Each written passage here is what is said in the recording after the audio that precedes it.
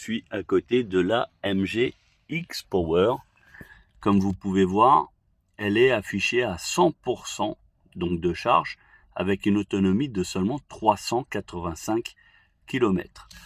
On a ici, donc pour ceux qui n'ont pas remarqué encore, on a ici un mode circuit. Vous voyez, mince. L'écran a l'air de mieux fonctionner. Et on a ici donc, si c'est pour être sur circuit, on appuie là. Si c'est pour la voie publique, on va dire, on appuie ici. Bien sûr, il y a pas mal de petites infos et tout ça. Enfin bref, l'autonomie, bien sûr, elles font. Hein, vous devez le savoir. Donc ici, les différents modes de conduite. Le one pedal, le mode d'énergie. Voyez. Et donc là, en mode normal, si je mets en mode éco, on passe ici à 404 km. Et si je mets en mode sport, 366. Voilà, donc le mode sport comme ça. MG Pilote, il n'y a pas grand chose qui change, normalement. TGA, le ACC, enfin, ça change pas du reste de la MG4 qu'on connaît déjà depuis un petit moment. Voilà, les commodités.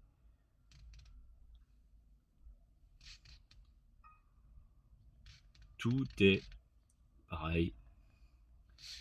Les sécurités, voilà. Le feu anti-brouillard est toujours ici, ils n'ont pas corrigé. Au niveau du volant, c'est toujours pareil, les mêmes touches au même endroit, il n'y a rien qui change. Les commodos, pareil. Il y a juste pour l'essuie-glace arrière qui a le petit bouton physique ici, en extrémité, vous voyez. Donc ça, c'est pour l'essuie-glace arrière, qui est toujours presque invisible. Au niveau des sièges, hein, au milieu, donc vraiment beaucoup plus luxueux. Et puis au niveau visibilité à l'arrière, ça nous donne ça. Voilà, donc l'appui-tête central, qui à mon goût, il aurait pu être retiré. Voilà, donc en gros pour moi, la finition ici de cette X-Power aurait dû être sur la Luxury et l'intérieur de la Luxury aurait dû être sur la X-Power. C'est mon avis qui n'engage que moi.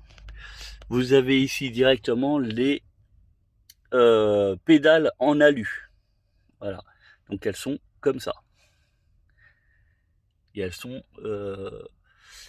entre guillemets donc avec cette forme un peu différente des miennes. Voilà, au niveau du son, bon bah pas de Bose, rien. Et après, franchement, c'est vraiment tout pareil. Au niveau de l'arrière, bah toujours pas de accoudoir central. C'est dommage. Par contre, ils ont rajouté les poignées au plafond. Donc là, on est sur une version noire. Regardez, et toujours pas d'éclairage. Et ça, pareil, c'est dommage. Voilà, quoi dire d'autre? À l'arrière, franchement, il n'y a rien qui change. Mais vraiment rien. À part, je vous dis, l'Alcantara qui est ici au milieu. Le reste, c'est pareil. Et au niveau ici des portes arrière, comme sur la Luxury, là, on est sur du plastique. Alors que sur l'autre, ici, on est sur de l'Alcantara. Voilà, donc j'aurais pensé qu'avec les critiques que j'avais fait sur la sortie de la MG4, ils auraient fait cette correction de mettre en même temps le panneau derrière, enfin la même chose derrière, mais au final, toujours pas. On va ouvrir le compartiment moteur. On va essayer de voir ce qui se cache à l'intérieur. Alors à l'intérieur, ça nous donne, a priori, exactement comme la MG4 Luxury standard et confort. Pareil. Par contre, on va essayer de voir à travers si on arrive à voir. Ah oui, il y a quand même un gros bloc. Je ne sais pas si vous arrivez à voir en flou derrière, en arrière-plan, où là on voit le bloc moteur effectivement. Donc pour les roues motrices à l'avant. Et là, on n'arrive pas à voir plus que ça. Toujours les deux bacs pour liquide de refroidissement, liquide de frein ici. Bon, a priori, c'est toujours une pompe à chaleur. Voilà. La petite batterie sur laquelle je vous conseille toujours d'avoir une clé de 10 pour défaire une décosse en cas de bug. Donc pas de changement notable, hein, tout est exactement pareil que les autres MG. Bon, maintenant on va passer sur la partie extérieure, sur lequel c'est un verre mat. Donc au niveau de l'éclairage ici, bah, on est pareil que les autres, hein. Voilà, il n'y a rien qui a changé, à part la partie ici qui a été mise en noir laqué, et ici un espèce d'un insert en alu. Donc en fait c'est de la peinture en couleur alu tout simplement, et ici dans couleur laquée. Donc si vous avez fait attention par rapport à ma voiture personnelle, bah, c'est ce que j'avais fait déjà l'année dernière. C'est-à-dire que j'ai peint cette partie ici qui était en forme granuleuse, donc je l'ai peinte en noir, et ici par contre j'avais peint la même couleur que la carrosserie, tout en laissant les inserts en carbone apparents. Alors pour ma part, ce que j'aurais fait, c'est que en fait, les inserts carbone plutôt sur la version sportive, la X-Power, et là les inserts comme ça, bah, sur la Luxury, tout simplement, parce que les inserts en alu, c'est pas tout à fait, on va dire, sportif. Le look carbone, il est plus côté racé. Voilà, donc c'est pour ça que je trouve qu'il y a eu, pour ma part, un petit loupé là-dessus. Voilà, qu'ils aient fait ça en noir à la rigueur, oui, pourquoi pas. Bon, vous avez vu sur la mienne, j'ai mis en couleur carrosserie, juste que les inserts du coup ressortent beaucoup mieux, et je trouve que ça fait vraiment plus sportif. Mais attention, ce n'est que mon avis personnel. Ici, les pneus sont des Bridgestone, donc déjà de meilleure qualité que ceux qui ont été fournis sur la Luxury. On a des gros disques ventilés de gros diamètre, avec malheureusement donc l'effet ici en orange qui frôle la jante. Malheureusement, c'est un cache. Derrière l'étrier, il est beaucoup plus petit. Je ne sais pas si vous arrivez à voir, mais l'étrier s'arrête pratiquement au niveau du boulon. Voilà. Donc c'est fort dommage là-dessus de faire penser qu'il y a des énormes freins. Alors oui, les freins sont beaucoup plus importants que sur une Luxury, une standard, une confort. Ça, il n'y a pas photo. Et en même temps, vu la puissance, c'est même normal.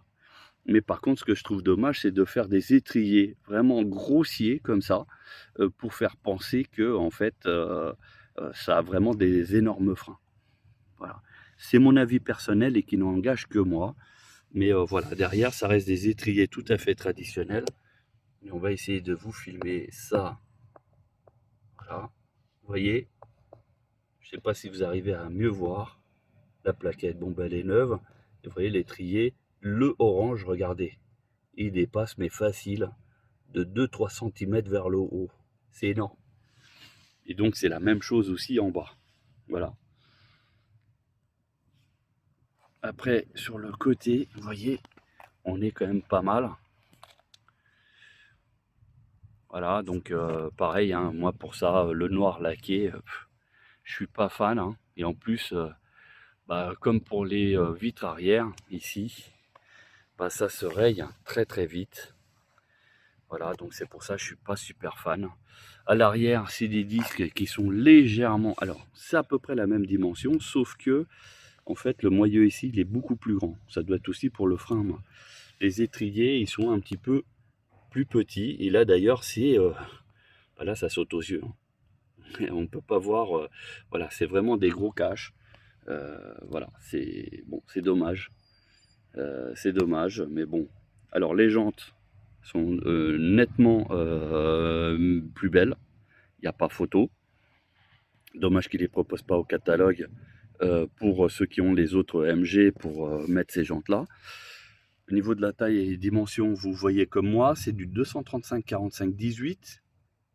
Voilà, et ils sont assez balèzes.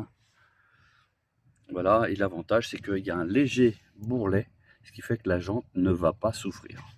Ça, c'est bien vu. Et oui, il faut le dire aussi quand il y a des choses qui vont bien. Au niveau de la trappe ici, il n'y a rien qui a changé, tout est pareil. Voilà, donc je vais refermer la voiture, parce que pour le coup, alors celle-ci, contrairement à celle que j'avais vue, elle n'avait pas les rétroviseurs qui se pliaient, donc celle-ci, elle l'a. Alors, c'est pour ça que, est-ce qu'il y avait un bug ou autre? Possible. Vous voyez, le volant, il n'a pas de touche particulière, dans la mesure où, en fait, il est exactement comme sur les autres versions, la Luxury. Moi, la standard, je suis rentré dedans seulement une fois. J'ai pas prêté plus attention que ça. Après, tout le reste, c'est vraiment, c'est tout pareil. Voilà, donc en gros, entre les bas de caisse, les jantes et les étriers de frein, il n'y a rien qui différencie vraiment par rapport à la version, on va dire, Luxury Confort. Le double béquet, c'est exactement le même. Le toit, il est noir sur cette version 2. Voilà, en espérant du coup avoir des retours derrière, savoir si la voiture elle est fiable ou pas. Bon, j'ose espérer que oui quand même. Voilà, mais sinon, regardez, la voiture elle est neuve et on voit déjà des traces au niveau des plastiques. Donc les plastiques, franchement, se rayent très très facilement. Regardez, ici au niveau de la portière, il y a déjà une trace ici, une trace là. La voiture, elle a... Ah non, j'arrive pas à savoir combien de kilomètres, mais elle affiche quelque chose comme à peine 10 km, hein, parce que elle vient juste d'être débarquée. Elle est même pas immatriculée. Donc c'est pour vous dire qu'il y a eu personne qui l'a, et puis elle a juste été chargée pour être prête éventuellement en cas de besoin pour la changer de place. Voilà. Alors au niveau du coffre, en fait, il y a un léger changement, c'est-à-dire qu'ici vous connaissez en fait la paroi, etc. Et en fait, quand vous la descendez, elle ne descendra pas de beaucoup. Pourquoi? Parce que tout simplement qu'ici, c'est pas creusé à cause du moteur qui est à l'arrière. Enfin, il y a beaucoup de choses et donc automatiquement ça prend de la place et on pourra juste le baisser un peu plus bas, mais pas beaucoup plus par rapport aux autres versions. Voilà, donc ça c'est ce que je constate par rapport à la mienne, où en fait là ici les grilles sur les côtés, hein, pour vous donner une idée, elles font à peine 5 cm. Sur les autres versions, elles font une bonne dizaine de centimètres, hein, un bon 10-12 cm. Là, il y en a à peine que 5. Donc déjà, ça vous donne l'idée que le coffre, malheureusement, il est un peu plus petit que les autres versions. Voilà. Donc pour ceux qui disaient que sur la version standard, confort et luxury était un peu limite, là sur cette version 4 roues motrices, ça va être d'autant plus. Chose qu'ils ont bien vu, c'est de faire le laqué ici au niveau de l'arrière. Donc vous voyez, l'arrière c'est laqué, c'est propre. Même ici, ces petites lamelles ici, et ça c'est bien vu. Par contre, ce feu arrière, il est vraiment toujours aussi merdique, parce que il est vraiment pas du tout efficace. Par temps de brouillard, je parle, parce que c'est en temps de brouillard qu'il faut qu'il soit allumé. Et franchement, ils auraient pu faire quelque chose de corrigé. Mais bon, après, toujours un tiers, 2 tiers. Et une bonne finition à l'intérieur. Donc ça, c'est bien. Éclairage à LED à l'intérieur du coffre. Un seul côté, malheureusement. De l'autre côté, c'est pour tenir les sacs. Voilà. On essaiera de voir plus tard pour un essai routier pour le coup, parce que là la voiture n'est pas immatriculée, donc du coup je peux pas la sortir et la tester comme je fais d'habitude. Mais déjà rien que cette présentation pour vous montrer en fait la partie, ce qui a éventuellement changé. Donc la couleur, elle est sympa en vert, donc c'est un vert mat. Mi-brillant, hein, parce qu'à certains endroits elle brille quand même un petit peu, mais c'est plutôt une finition mat et franchement c'est pas mal. Donc vous aurez compris que cette MG4 X Power, donc elle est sportive au niveau des caractéristiques, hein, mais par son look elle ne sort pas trop du reste et voilà, donc c'est une voiture qui est relativement bien. Après, à voir ce qu'elle donne au niveau des chronos, mais a priori, ça, j'en doute pas. Ils ont dû faire vraiment quelque chose de super top. Voilà. Et la couleur, donc j'essaye de vous montrer sous différents angles pour vous montrer qu'à certains endroits, elle brille quand même. Alors légèrement, mais brille quand même. Voilà. En espérant que cette vidéo vous a plu. Et puis si vous avez des questions ou autres, n'hésitez pas. Sur ce, bonne journée et à bientôt.